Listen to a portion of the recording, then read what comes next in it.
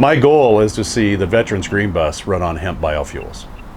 I'm Michael Bowman. I'm chairman of the board of the U.S. Hemp Growers Association and co-founder of First Crop, a hemp company in the United States.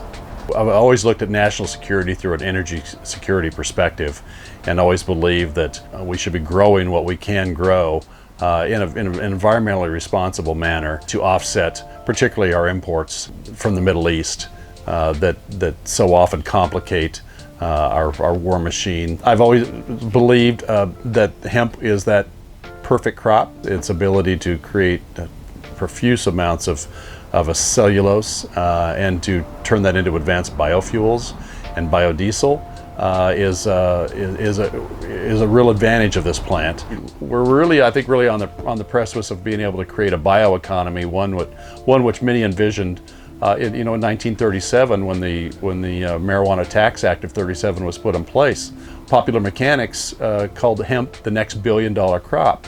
We were just on the edge of being able to turn that crop into fuels and bioplastics. We were at a crossroads where we're going to become an economy built on carbohydrates, a plant-based economy, or a hydrocarbon economy. And the titans of the day won that argument. And so we've spent the last 80 years developing products from oil reserves around the world and developing a very expensive and prolific military to protect those oil shipments from the Middle East, and often sacrificed our treasure, our young.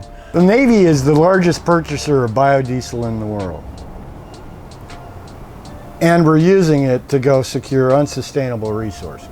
So we got the 7th Fleet in the Persian Gulf running on biodiesel securing petroleum. It's irony. It's, yes. You can do a lot of the things that we are pushing carbon into the air with by sequestering carbon as opposed to emitting it.